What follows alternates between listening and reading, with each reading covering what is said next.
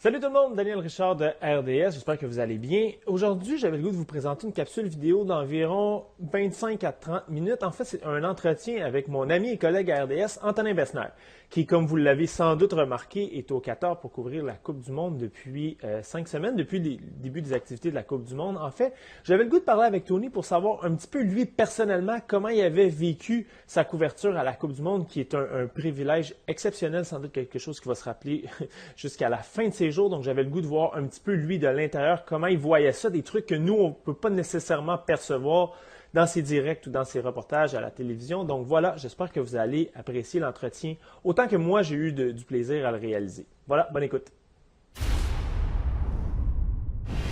Merci Tony de te joindre à nous. Vraiment cool de pouvoir te parler. J'imagine pour toi, c'est de quoi d'assez mémorable. J'aimerais ça qu'on recommence, qu'on retourne au début un petit peu quand le Canada était encore en vie. Peux-tu m'expliquer à partir du début, tes journées ressemblaient à quoi, puis ta couverture du Canada ressemblait à quoi? Oui, ben on allait tous les jours à l'entraînement de l'équipe canadienne, dans le fond, tous les jours où c'était ouvert. Par... Il y avait les journées avant les matchs, des conférences de presse au centre des médias, dans une salle de conférence où là, tout le monde d'un peu partout sur la planète peut venir écouter la conférence et tout ça. Mais les autres journées avant les matchs, on allait carrément aux entraînements. On avait accès aux 15 premières minutes de l'entraînement seulement. Fait que les gars qui s'échauffent, qui se font des blagues, qui boivent un peu d'eau, Mhm. mais plus que ça. Après ça, pendant l'entraînement, nous, on était assis dans l'espèce de tente que le Canada avait installée, leur centre des médias, si on veut, improviser pas trop loin du terrain. Une espèce de tente avec des tables, tout ça. Puis là, on attendait que l'entraînement se finisse. Fait qu'on attendait comme 2 heures, 2 heures et demie pour que les joueurs, après ça, quelques joueurs viennent nous voir en conférence de presse. Fait qu'on parlait aux joueurs après l'entraînement. Moi, je faisais un reportage avec ça pour Sport 30. Je me gardais aussi des idées en tête pour faire des directs dans les avant-matchs à la programmation pour les jours de match. Fait que le gros de mes journées, c'était ça, d'aller à l'entraînement du Canada vers la fin de l'après-midi. Je faisais souvent un direct aussi à la programmation durant l'entraînement, donc un petit peu à part, parce qu'on ne pouvait évidemment pas rester où il y a le terrain, parce que la programmation voulait quand même avoir dans les avant-matchs, peu importe quelle équipe jouait, il voulait toujours avoir une petite touche quand même canadienne. Qu'est-ce qui se OK. passe avec l'équipe canadienne? Fait qu'à tous les jours, quand même, je faisais des interventions dans les avant-matchs à RDS pour la Coupe du Monde. Puis c'est ça. Après ça, je gardais des réponses des joueurs, les réponses les plus intéressantes que j'utilisais ensuite de ça les jours de match. Donc, j'arrêtais jamais vraiment, là. C'était toujours entraînement, direct à la programmation, reportage à Sport 30, on recommençait le lendemain. Les jours où le 5 à 7 voulait faire un direct aussi, parce qu'il y a un gros décalage, là, 8 heures de Ouais. décalage. Je ne peux pas faire ça en direct au 5 à 7 parce que moi, il aurait été 1 heure du matin. À un certain moment, il faut que je dorme. Fait que souvent, on enregistrait d'avance des interventions, mais moi, c'était quand même à 22h45. Fait que si le Canada s'entraînait à 11 heures le matin, elle faisait ma journée, tout ça. Il fallait que je continue jusqu'à 23 heures pour le 5 à 7 puis des topos. Fait que, en début de tournoi, ça faisait des grosses journées. Mais une fois que le Canada a été éliminé, ça s'est calmé un peu, là, heureusement. Quand le Canada a joué ces trois matchs, je ne veux pas présumer de rien, mais professionnellement pour toi, ça doit être ce qui se rapproche des plus gros événements que tu as couverts. Puis, tu sais, il y a un devoir de neutralité journalistique, mais ça demeure exceptionnel comme événement à couvrir, puis tu es Canadien. Comment tu as géré, ta fébrilité personnelle de Mhm. tout ça, puis comment tu as géré d'essayer de demeurer le plus objectif possible, si c'est possible, justement? Ouais. On essaie toujours d'apparaître neutre, mais à l'intérieur, évidemment, on n'est pas neutre. C'est tout à Mhm. fait normal. Je veux dire, tu sais, le match contre la Belgique, c'est drôle parce que le collègue du RDS.ca, Nicolas Landry, était avec moi, puis on était assis. On avait des billets, dans le fond. Moi, j'aurais pu rester, mais en fait, pas pour le match pour la Belgique, là, pour les autres, mais j'aurais pu rester proche sur le terrain, carrément au niveau du terrain, OK, à cause des droits. derrière le but, avec le caméraman, ce qui donne une super impression de la vitesse puis tout ça du jeu, sauf que tu vois rien. Tu sais, dans le sens que tu n'as aucune perspective. Tu ne sais pas, le gars, il est-tu hors jeu? Est-ce que c'est une attaque Ouais. dangereuse ou non? À quelle distance il est du filet? Fait que je préférais aller dans les gradins quand même, où là, j'avais vraiment la vue comme à la télévision, mais Mhm. sur place. Fait qu'avec Nicolas, on était assis ensemble dans les gradins, un peu à travers les fans, si on veut, même si on était en fonction. Fait qu'on entendait crier à gauche puis à droite des Belges puis tout. Puis là, nous autres, il fallait qu'on reste assis, mais on disait rien, mais on était comme Canada joue bien, hein? Ça se pourrait, hein? Tu sais, quand il arrive proche du but, on est comme tu sais, on se grab un peu, on est comme, oh, c'est-tu là le premier but, c'est-tu là le premier but? Ouais. Ceci dit, on est resté très, très loin des démonstrations d'émotion des Marocains. Hein. Mais je te dirais quand même, le match contre la Croatie, le but de Davies, malgré moi, j'ai lâché un petit cri. Je me suis surpris bien vite. Là. J'ai pas pleuré, je me suis pas. J'ai pas eu des convulsions. Là. Mais tu sais, de voir Ah qu'après tout ouais. ça, finalement, le but y arrivait. Ça faisait un an qu'on parlait du but à la Coupe du Monde, depuis la qualification. Puis là, d'être là et de le vivre. Dans le fond, j'étais peut-être plus. J'étais pas. Ben, oui, c'est cool pour le Canada qui a un but à la Coupe du Monde, mais je n'étais pas nécessairement émotif pour le but en soi, mais pour le fait que j'étais là. Je l'ai vu Ouais. sur place.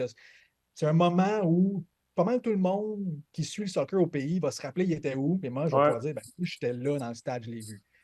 Fait que c'est sûr que ce moment-là, là, l'émotion m'a un petit peu pris le dessus.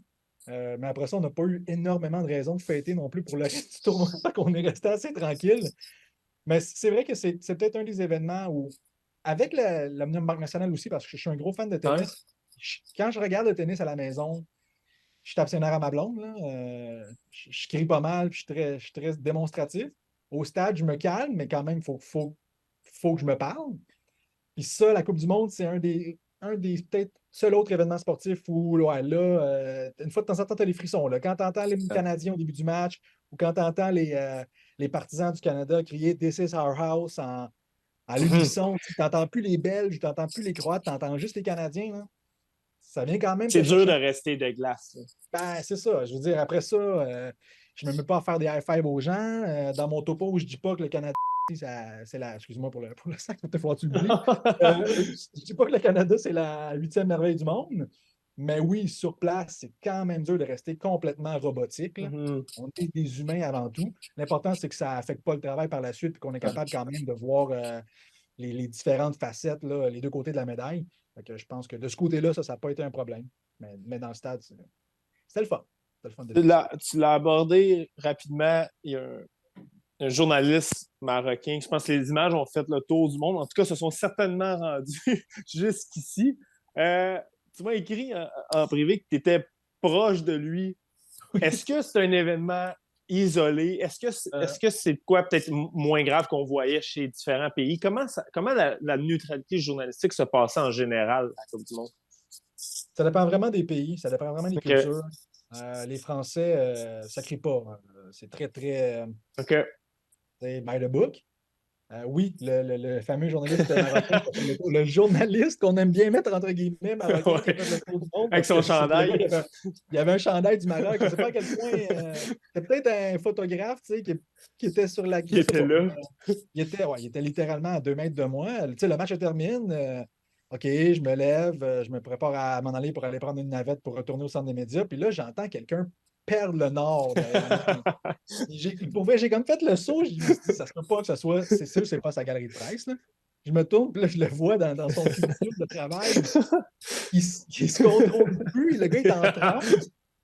Là, je vois tout le monde qui sort leur téléphone pour le prendre en vidéo. Là, moi, je suis un peu sous le choc, honnêtement. Je me dis, je sors-tu mon sel? En même temps, je suis mal à l'aise. Je veux pas. Le Ouais. gars, je sais pas, il vit quelque chose. Là, je pense à ça, je me retourne, je le vois plus. Ben oui, parce qu'il était rendu en boule à terre. Je sais pas ce qui se passait. Il se relève, il pleure, tu sais. D'un côté, c'est beau. De l'autre côté, tu fais ça n'importe où ailleurs en Amérique du Nord, tu te fais retirer ta carte de presse, tu te fais retirer ton accréditation, là, ça n'a pas de sens. Puis, il arrivait le même genre de situation dans les conférences de presse. Ça aussi, j'en ai parlé pas mal à la télévision, mais les conférences de presse du Maroc, le coach, là, c'est une rock star. C'est hallucinant. C'est un Marocain, puis ça arrive pratiquement jamais que le coach de l'équipe Mhm. marocaine est Marocain. Donc là, il y a une espèce de fierté encore plus, là, de patriotisme, Quelqu'un qui a puis beaucoup de ça charisme apparaît aussi. pour tout le monde. Puis, écoute, moi, la première conférence de presse que je suis allé voir du Maroc, je suis avant le match contre le Canada, quand à la fin, tous les journalistes courent vers l'avant de la scène pour le prendre en photo, pour demander des autographes, je me dis, ben voyons, c'est-tu ceux qui viennent de poser des questions ou ça, c'est juste des partisans qui ont laissé rentrer?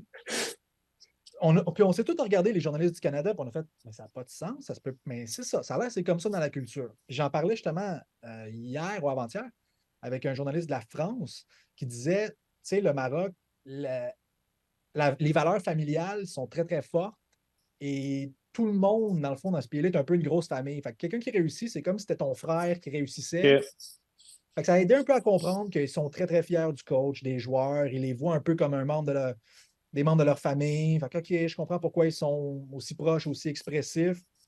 Mais ouais, on ne fera pas ça aux Canadiens Non, parce non, que ça serait.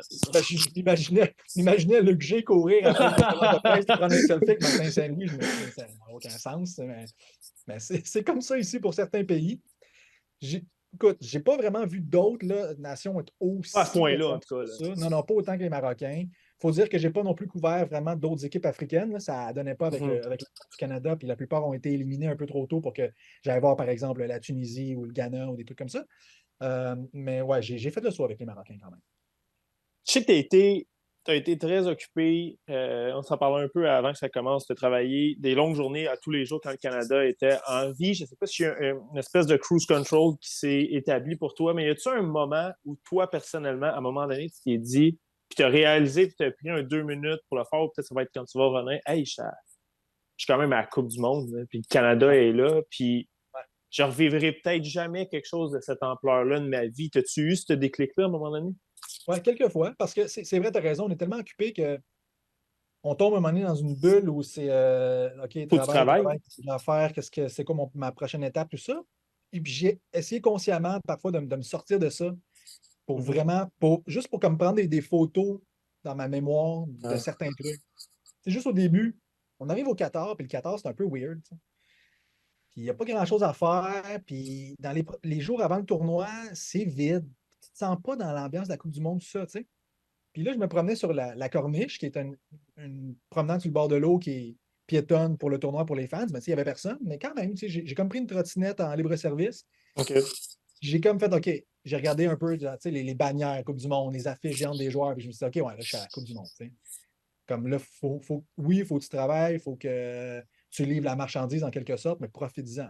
Mhm. Puis je te dirais que ce qui était bien aussi durant les matchs du Canada, c'est qu'on avait full access. Après le match, moi, j'étais juste à la sortie des vestiaires où je pouvais faire des entrevues, on appelle ça des entrevues flash, dans le fond, des entrevues de 90 secondes avec différents joueurs. Puis moi, au début, je me dis, ah ben, tu sais, probablement qu'on peut demander un gars par équipe ou fait que je vais voir celle qui représente la FIFA ou je ne sais pas si ça représente la FIFA ou le tournoi, mais bref, celle à qui je dois faire mes demandes d'entrevue. Mhm. Fait que j'ai dit, OK, fait qu'après le match, je vous demande un joueur. Tu sais, elle dit, ouais, un, deux, trois. Je dis, ah, je peux demander plus qu'un. Elle dit, ouais, tu peux demander tant que tu veux. OK. Là, tu sais, le premier match, je me dis, bah, regarde, je vais demander à Alfonso Davies et ils sortiront sûrement pas, mais je vais le demander. Je vais demander tel gars, tel gars. Il m'amène tout le monde, puis il m'amène des gars que je n'ai pas demandé. Puis là, cette fois-là, j'ai fait comme, OK, tu vois Eden Hazard passer à côté de toi, tu vois Thibaut Courtois à côté de toi, t'es Dans là, cette là. planète-là. Là. Puis là, t'as Alfonso Davies qui vient de jaser, puis tout, puis je suis comme, aïe, aïe, tu sais, genre. Évidemment, je reste très professionnel, puis j'ai une job à faire, je Mhm. pose des questions. Mais quand même, il y avait un petit côté de moi qui était comme c'est les meilleurs joueurs de la planète. En ce moment-là, qui sont à 1,5 mètre de moi, je les vois dans leur environnement naturel, là, ils ne sont pas en Ah ouais. conférence ou rien. Tu sais, je les vois jaser entre eux autres, se faire des high fives, s'échanger le chandail, tout ça. Ça, c'est des images qui vont me rester pendant longtemps, je pense. Là. As-tu perçu un petit peu ça aussi? Tous les joueurs du Canada, c'est ça la première fois qu'ils allaient à la Coupe du Monde. Inévitablement. Puis il y a une portion de ces joueurs-là qui vont peut-être être trop vieux ou qui ne se qualifieront pas pour la prochaine. Les joueurs eux-mêmes ne se qualifieront pas, je veux dire, pour la prochaine Coupe du Monde. Ah ouais. T'as-tu senti, je sais que tu as parlé à Sam Piette, qui est un gars de Repentigny qui ne croyait pas que ça allait être accessible pour lui. T'as-tu senti cette espèce de côté starstruck un peu là chez certains joueurs, du moins? Honnêtement, pas tellement. En tout cas, si OK. jamais ils l'ont vraiment bien caché. Une fois que le Canada a été éliminé ou que le tournoi achevait, là, je l'ai senti que les gars, ça avait été gros pour eux. Tu sais. OK. Ça avait été quelque chose. Tu ne peux pas te préparer à ça. T'as beau. Il y en a quelques-uns, tu sais, on parle de justement l'Alfonso Davies ou des gars comme ça qui ont connu la Ligue des champions, Mhm. qui ont du vécu, qui sont capables de rester calmes. Mais les autres, là, des gars qui jouent à MLS, un match de Coupe du Monde, c'est le plus gros match de leur vie. Puis à part le vivre, il n'y a rien que tu peux faire d'autre pour te préparer à ça. Par après, j'ai senti que, OK, ouais, ils ont peut-être été un petit peu fébriles.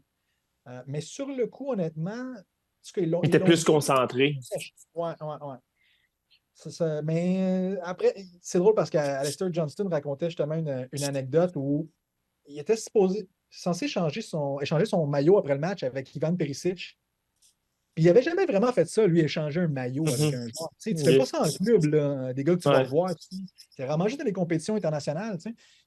Fait qu'il dit, ben, j'étais supposé l'échanger avec Ivan Perisic, mais là, à la fin du match, je suis allé le voir, puis il l'avait déjà donné à quelqu'un. Fait que là, je savais plus trop, tu sais, comment tu abordes un joueur de Hey, tu veux-tu qu'on. Fait qu'il y avait ce côté-là aussi. Eux, s'ils n'ont pas cette habitude-là, c'est la première fois qu'ils sont là, faire ce genre de rituel, si Ouais, on ouais, veut, ouais. post-match. Ils ne savent pas trop. Fait que ça me faisait rire. Tu sais, tu voyais qu'ils n'étaient pas C'était une première complètement pour eux à l'aise aussi. dans cet environnement-là encore. Tu sais, ça, c'était tout nouveau. Là. Mais sur le terrain, en tout cas, surtout le premier match, ils ont Ouais, zéro paru impressionnés par les joueurs en face. Là. effectivement. En dehors des stades, Tony, comment tu dis qu'avant que la Coupe du Monde, puis c'est ce qu'on lisait aussi, c'est ce qu'on ressentait, nous qui sommes à l'extérieur, on sentait que c'était tranquille, pas mal. Depuis que la Coupe du Monde est commencée, en dehors des stades, à Doha particulièrement, j'imagine, comment se décrit l'ambiance? Ça a-tu complètement changé? À part les méga pancartes, T'as-tu le temps d'y aller aussi? Comment tu vis ça? Ah, c'est ça. Je suis pas beaucoup retourné dans les fan zones quand le tournoi a commencé parce que j'étais tellement occupé en entraînement, match, conférence que malheureusement, je n'avais pas le temps d'aller voir le fan, si on veut, comment est-ce qu'il vivait cette Coupe du Ouais, Monde-là. J'en ai vu quelques-uns, par contre, aux alentours du stade, tu sais, 2, 3 heures avant le match. Mais honnêtement, c'était quand même assez tranquille. C'est la seule Coupe du Monde que j'ai couverte dans ma carrière. Je ne peux pas comparer. ouais. J'ai vraiment l'impression que, par exemple, celle au Brésil en 2014, ça devait être une fête constamment. T'sais. Alors que là, oui, quand j'allais au centre d'achat ou que j'allais manger, ben, c'est le fun. Je voyais des gens de plein de cultures, j'entendais plein de langues à gauche et à droite. Mais il n'y avait pas nécessairement ce party-là, si on veut. Puis, je ne sais pas, c'est peut-être parce que c'est une Coupe du Monde qui est loin dans un pays qui est moyennement accessible. Peut-être que c'est juste les gens Ouais. qui ont de l'argent et qui sont, on va dire, c'est un préjugé, là, mais qui sont moins des fans durs. Fait qu'ils viennent là pour Ouais. s'asseoir, regarder le match, Pour puis tu sais, vivre rester l'événement, mettons. tranquille. C'est ça. Que les ultras, puis ceux qui généralement sont là, puis ils dansent tout le temps. Fait que durant les matchs, honnêtement, à part le Maroc où c'était complètement fou, puis l'Argentine, eux autres aussi sont débiles, là, ça chante tout le long, ça danse, ils répètent pas deux fois la même chanson, là, il y a un répertoire là, pour les 90 minutes. Mais les autres pays, c'était assez tranquille. La Ah ouais? France, j'ai vu la France, les États-Unis, j'ai vu bien, évidemment Belgique et Croatie, j'ai vu Pays-Bas, puis il y a des moments là où ça tombe silencieux, puis il y a plus de bruit au stade Saputo un mercredi C'est soir. Tu vrai? sais. Ouais, ouais. Fait que, j'ai eu vraiment les deux extrêmes. C'est pour ça que niveau partisan, j'aurais aimé une finale Argentine-Maroc, parce que là, ça se serait relancé d'un côté de l'autre, ça aurait été fou. Là, Argentine-France, les Argentins vont démolir les fans français. On n'entendra pas un bleu crier dans les stades. Donc oui, c'est ça. Moi, j'ai surtout vu l'ambiance dans les stades, puis je te dirais que c'était très inégal. Comment tu as trouvé les stades en tant que tel? J'imagine que ça doit être. Puis là, explique-moi l'air climatisé, un toit ouvrant, là. Nous, ici au Québec, ça se peut pas, ça. C'était Ça-tu 6 mois, été. ça Ils ont fonctionne. été, ils ont été bâtis relativement rapidement. Je pense qu'il y en a Ouais. 7 en plus. Comment tu as trouvé? Ils sont impressionnants, j'imagine? Ouais, ben c'est ça. Il y a 8 stades, mais il y en a 7 qui ont été 8. bâtis pour ça. Il y en avait un qui existait déjà, qui a OK. été rénové pour le tournoi, si on veut. Fait que, tu sais, honnêtement, c'est des stades qui ont été faits sur mesure pour un tournoi de soccer. Fait qu'ils sont parfaits pour la Coupe du Monde parce qu'ils ont été bâtis que pour ça. Ouais. Donc, tout est clair, chaque endroit est bien défini, on ne s'est jamais perdu. L'entrée média, c'est toujours bien délimité. Pour travailler, c'est l'idéal. OK. L'air climatisé dans les stades, honnêtement, c'est surprenant. Tu viens à plus y penser. Surtout parce qu'il faisait très, très chaud au début, puis là, maintenant, c'est assez confortable. Donc, il n'y aurait Donc, peut-être même ils pas ont. besoin d'air climatisé. Là, les gars ne vont pas mourir de chaleur sur le terrain du tout. Mais c'est comme des espèces de. C'est des genres de gros ronds, des genres de grosses sphères avec des trous en rangée tout le long du stade. Puis OK. tu, tu viens à côté, tu sens l'air froid, mais tu ne sais pas l'air froid vient de où parce que tu peux voir à travers l'espèce d'ouverture. Il n'y a rien derrière. Fait que je ne sais pas trop comment l'air froid est créé.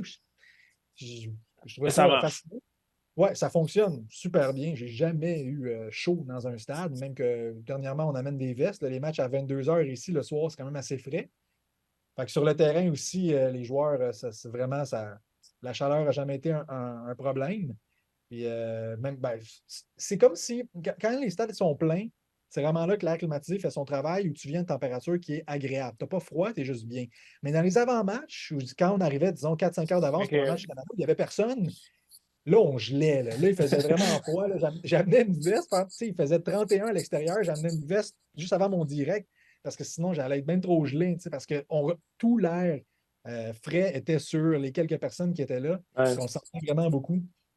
Ceci dit, je ne sais pas si c'était vraiment nécessaire de climatiser chaque place de chaque stade comme ça parce À que ce point-là. Là. c'est pas si froid que ça. Si chaud que ça, pardon, dans la Tu ville. sais, Tony, t'es journaliste, c'est pas la première fois, tu as une expérience de reportage, tu as une expérience de faire des lives, mais au niveau de la...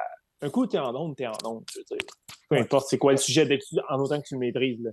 Mais au niveau, moi, je me mets à ta place, qu'est-ce qui m'aurait peut-être plus stressé, c'est au niveau logistique, tu sais, d'être capable de trouver les PR, d'être capable de gérer ce cirque-là. Tu sais, des fois, on entend des événements comparables, surtout, mettons, les Jeux olympiques. Il y en a, c'est super facile, c'est super efficace, puis d'autres fois, c'est un vrai bordel. Ça, au niveau de déplacement, au niveau hébergement, au niveau travailler sur le terrain, est-ce que tu t'es adapté facilement ou, vu que c'est une autre culture complètement différente, c'était plus compliqué? Non, c'était A+ au niveau OK. organisation. Même moi, j'étais craintif un peu parce que j'avais couvert un match du Canada, la Coupe du monde féminine au Canada en 2015 à Montréal. OK. Puis c'était extrêmement compliqué de travailler avec la FIFA à l'époque au niveau des droits, des accréditations. Ça avait été vraiment le bordel.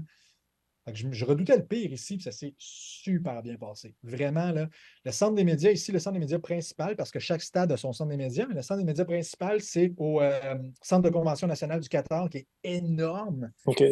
Là, c'est super bien organisé. Tu as une immense salle où je pense qu'il y a 1200 journalistes qui peuvent travailler en même temps. Tu as des stades virtuels, tu as des salles de conférences, des espèces de salles de cinéma, si on veut, pour les conférences des coachs et des joueurs les jours avant match. Super simple. Il y avait des navettes pas loin de notre hôtel, parce qu'on est dans un hôtel qui est comme pas certifié, mais recommandé par la FIFA. Donc, on a un service de navette pour médias qui passe à 3 minutes de marche de l'hôtel, qui passe à chaque 20 minutes dans la journée, qui nous amène au OK. centre des médias. Puis au centre des médias, il y a des navettes pour aller au stade et aux entraînements à chaque 15 minutes les jours de match, puis à chaque demi-heure les jours d'entraînement. Fait que pour se promener, là, c'était hyper, hyper facile. On ne se posait pas de questions, on arrivait toujours à l'endroit. Dans les stades, même chose, comme je vous indiquais, c'est des stades qui ont été bâtis pour ça. Fait que c'était vraiment simple de se retrouver. La seule chose, c'est la première journée, parce que il faut que tu le vives une fois pour après ça comprendre comment ça fonctionne. Puis la première journée, on arrive 5 heures d'avance au match. Puis honnêtement, j'ai eu peur que finalement, ça ne marche pas, là. Qu'on n'ait pas de d'avant-match. OK. Parce que ce qu'il faut expliquer, c'est que TSN a une grosse présence au Qatar, puis ils nous ont beaucoup aidés au niveau technique logistique. Fait que c'est eux qui avaient tout fait les branchements, puis testé les trucs pour que OK. nous, quand on arrive avec mon caméraman, on s'installe, on se branche, ça passe par TSN qui, eux, punch ça après ça à Montréal, puis on ne se pose pas de questions pour le temps, non. Mais là, on n'avait pas, eux ne m'entendaient pas. Moi, j'entendais le retour du son de Montréal, l'émission Montréal, de OK. eux me voyaient, mais ne m'entendaient pas. Puis là, les gens de TSN, qui sont hyper sympathiques, hyper aidants, honnêtement, je ne sais pas ce qu'on aurait fait sans eux, là, font des tests, ça ne marche pas. Essaient des affaires, ça ne marche pas. Là, on est arrivé 5 heures d'avance, là, on était à 2 heures du match. Là, ça ne marche toujours pas. Là, puis on n'a pas encore mangé, nous autres. Là. Moi, je pensais que ça prendrait 15 minutes de faire des tests. Ça fait 1 heure et demie qu'on est là. On n'a pas encore mangé. Là, je me dis, OK, mais là, je ne peux pas souper. Là. C'est la game à 22 heures en plus. Il est rendu comme 20 heures. J'ai faim. OK, ben, regarde, on va aller manger avec le caméraman. On espère qu'un miracle arrive. Finalement, on s'en va manger. On reçoit un message du gars de TSN. Il dit, OK, c'est beau, Ouf. le son est correct. Là, je suis comme, OK. Parce que là, moi, je n'étais pas loin de sortir mon téléphone et faire ça par FaceTime le premier match du Canada à la Coupe du Monde en Ouais. 10 ans, Christy contre la Belgique, sur mon iPhone, mettre de même, un Mal influenceur, cadré. là, j'étais comme c'est pas sérieux. Et finalement, je pense que c'était le dernier truc qu'ils essayaient, TSN. C'était la dernière OK. affaire à laquelle ils pensaient. C'était un problème qu'ils n'ont jamais vécu ailleurs, mais ils se sont dit, c'est peut-être ça, finalement, c'était ça le problème. Ils ne m'ont pas expliqué c'était quoi, là. Je ne sais pas les capacités techniques de comprendre ça. Fait que ce moment-là, là, je commençais à stresser un Commence à peu. avoir chaud. Je ne suis pas stressé de nature, je me disais, c'est pas vrai qu'on a mis ce budget-là, on est venu ici 5 jours d'avance pour être prêt, puis tout, puis Ouais. le premier direct, ça plante, ça marche pas. Je me dis, ça se peut pas. Ben, finalement, ça, c'était correct. Mais pour tout le reste, honnêtement, pour travailler, c'était génial. Le Wi-Fi fonctionnait bien, les navettes étaient à l'heure. On avait de la place, on avait du café OK. fourni partout. Puis même les fois, on a décidé de prendre des Uber pour se promener. Les Uber au 14 sont vraiment pas chers, hein. OK. Faire une demi-heure de Uber, c'est 13 $. Tu te dis, au Québec, ça coûterait 5 fois ça. Ouais. Fait que, niveau logistique, là, honnêtement, on a été chanceux, ça s'est super bien passé. Dernière question pour toi, Tony, avant de te laisser passer, avant de te laisser partir. Quand tu vas être vieux, tu vas te bercer dans ta chaise, y a-tu un souvenir ou un ensemble de souvenirs qui va te repopper en premier quand tu vas penser à ces cinq semaines-là, je pense, Ouais. à la Coupe du Monde? Écoute, peut-être la finale dimanche, Ouais, c'est si ça. Messi soulève le trophée, l'image de Messi qui soulève le trophée qu'on attend depuis toujours, ça se peut que ça me reste en tête. Honnêtement, comme je te disais, là, les entrevues flash après le match, c'est le genre d'accès qu'on n'a jamais là, en temps normal, là. Ouais. Accès à des super vedettes mondiales comme ça, un contre un, c'est one-on-one, comme on appelle en anglais, là, un à un. Honnêtement, ça va me rester plus que la ville, plus que les matchs en soi, plus que c'est cette proximité-là qu'on avait à ce Ouais. moment-là avec les joueurs à chaud après le match, là. Ça, c'est quand on est choyé d'avoir pu Ouais. avoir ça. Puis, honnêtement, aussi, on a vu du très beau soccer aussi, là. J'ai vu quelques matchs. J'ai vu 2 matchs de la France. Non, 3 matchs de la France, mon Dieu. J'ai vu tous les matchs éliminatoires de la France. Mbappé, en personne, Ah, ça court en tabarouette. Puis le match contre l'Angleterre, avec le penalty raté à la fin, j'ai vu le match aussi, le match du Maroc-Espagne au tir au but avec le Hakimi qui gardien finit marocain. Panenka, qui s'en va embrasser sa mère, qui fait le pingouin. Tu sais, il y a plein d'images comme ça qui vont me rester en tête, mais de faire une entrevue, puis c'est drôle parce que j'en faisais une avec Atiba Hutchinson, qui est vraiment un chic type, puis lui, c'est définitivement son dernier tournoi Ouais, international, là. ouais, Il ouais, ouais. va avoir 40 ans en janvier, là. Tu sais, généralement, tu fais une entrevue avec les gars après un match, puis c'est quand même un peu froid, tu sais, dans le sens qu'ils Mhm. le font par obligation. Ils ne te font pas sentir comme s'ils n'ont pas envie d'être là, mais bon, ils répondent souvent assez classique puis tout, puis c'est correct. Puis on comprend que chacun a sa job, puis ça va. À Thibaut Hutchinson, premièrement, je n'avais pas demandé à lui parler, mais ils me l'ont amené quand même. Je dis, parfait, j'y parle. Je pose ma question. Écoute, il s'approche à côté de moi, là, on est les épaules collées, là, puis il me parle ça là, comme si on jasait à l'entour du Ah Figaro. ouais, Le gars, ça là, c'est cool. hyper à l'aise, hyper sympathique. Tu me déranges pas, je vais Mhm. parler avec toi, ça me dérange pas, même si on vient de perdre un match tough. Ça, là, la classe d'Atiba Ouais, Hutchinson à ce moment-là, ça aussi, ça va me rester en tête pas mal, là. cool. Très cool, Tony. Je te l'ai dit avant que tu partes, mais je suis vraiment content que tu aies pu vivre ça. Ta patience a été récompensée. Puis merci d'avoir pris. Je sais, il est quelle heure chez vous? 19 h. C'est pas super. 19h, ok, pas trop. Ok, parfait. Hey, Mais merci. je suis déjà revenu à l'hôtel à 4 h du matin après un match. Fait que 19 h, là, il n'y a rien là. All right. Bon, ben, je te remercie, Tony, quand même, d'avoir pris Ça me fait une plaisir. demi-heure pour nous joindre. Ça me fait grand plaisir. All right, attention à toi.